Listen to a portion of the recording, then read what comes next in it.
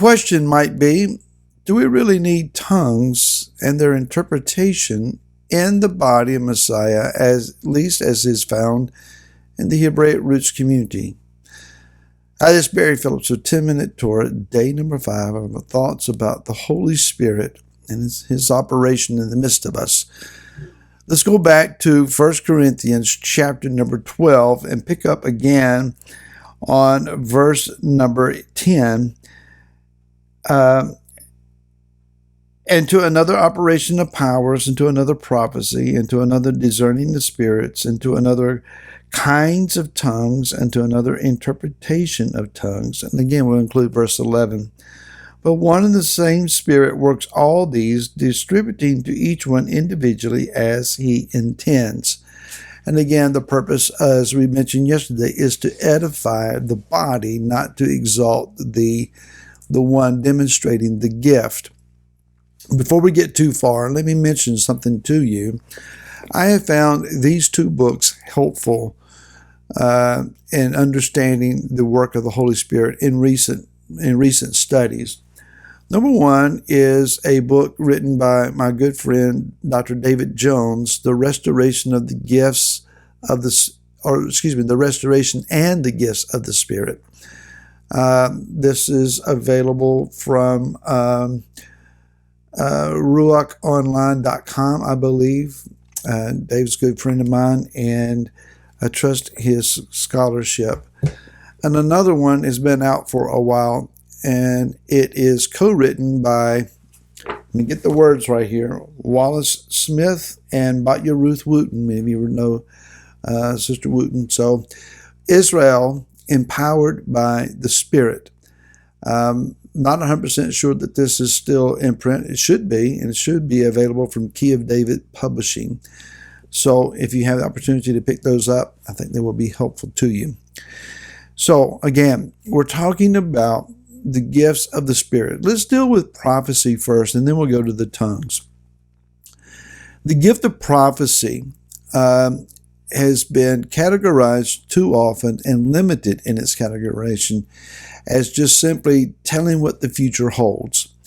There is certainly that aspect that we have those who can see into the future, or Yah gives them a word of prophecy such as the prophets found in the Tanakh. And it would be, the word of Yah came to me saying.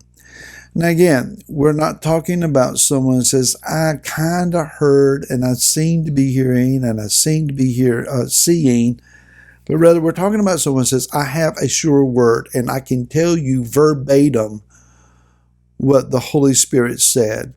And they may be awakened at an hour of the night, or studying and receive a word, or just about their business, and Yah speaks to them, and they write it down. They scribe it down, and so they have it for sure. This is what the word of the Spirit said. Here's the problem. Sometimes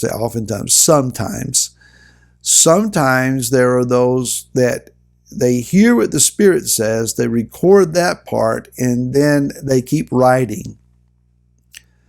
And they fail to draw the line between what the Spirit said and their commentary.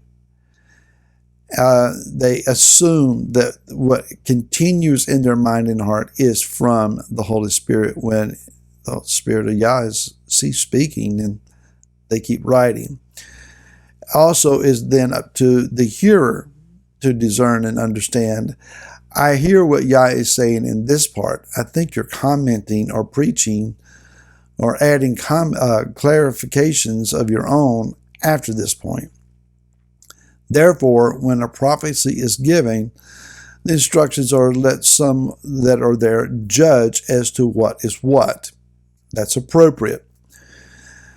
But it's also in the gift of prophecy the idea of edifying, preaching a word. And there's a difference between preaching and teaching. Teaching is more instructional, breaking things down.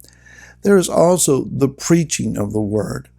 One who is boldly declaring, this is what Yah is saying.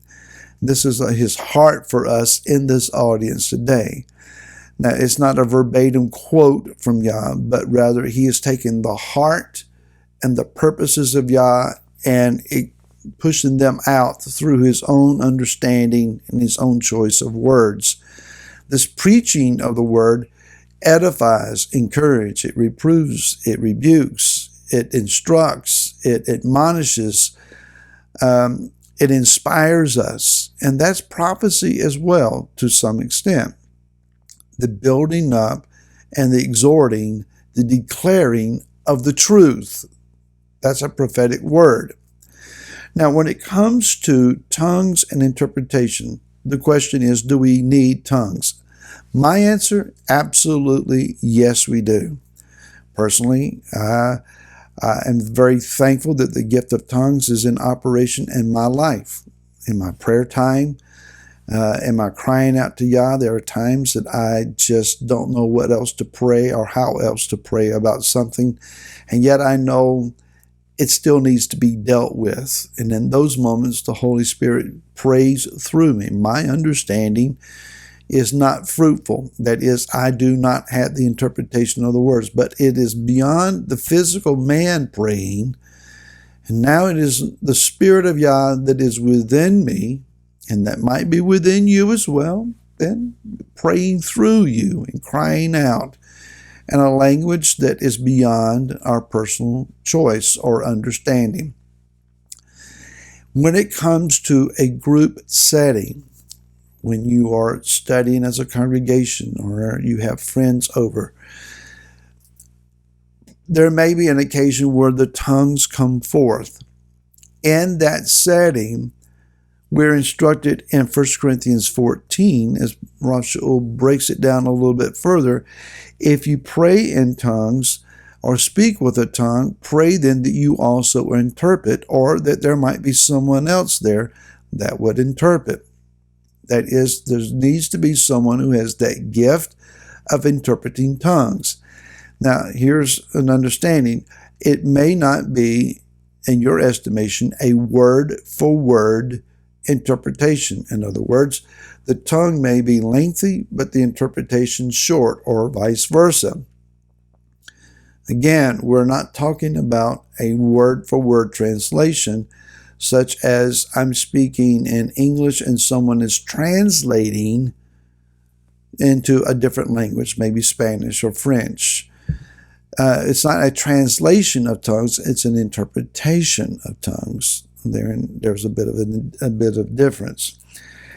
Rav Shaul continues to say, therefore he who is speaking, this is chapter 14, verse 13, who's speaking in a tongue, let him pray that he might interpret. He said, if I am praying in a tongue and my spirit is praying, but my understanding is without fruit.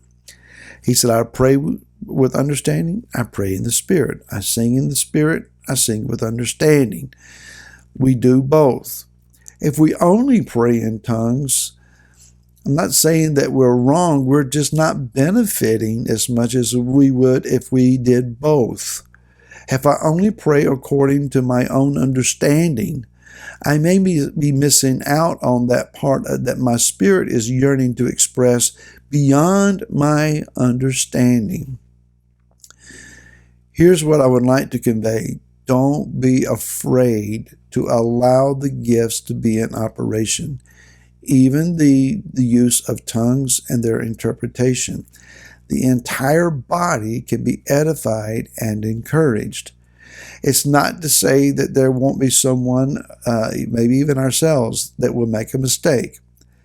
But we need to be, if we're going to exercise the gifts, then we need to be willing to be instructed in the gifts, to be encouraged in the gifts. What we don't want to do is shoot down the gifts and prohibit their operation, for we'll be missing out on what it is that Yah is intended to sow in the midst of us all along for all of our benefit. Shabbat Shalom to all of you. May your meaningful time together, even if you're alone, together with the Holy Spirit, with the presence of our King, be edifying, encouraging, uplifting. May you discern His heart and learn from His word. We love you. We appreciate your support, and we'll see you again next week. Until then, Shabbat Shalom.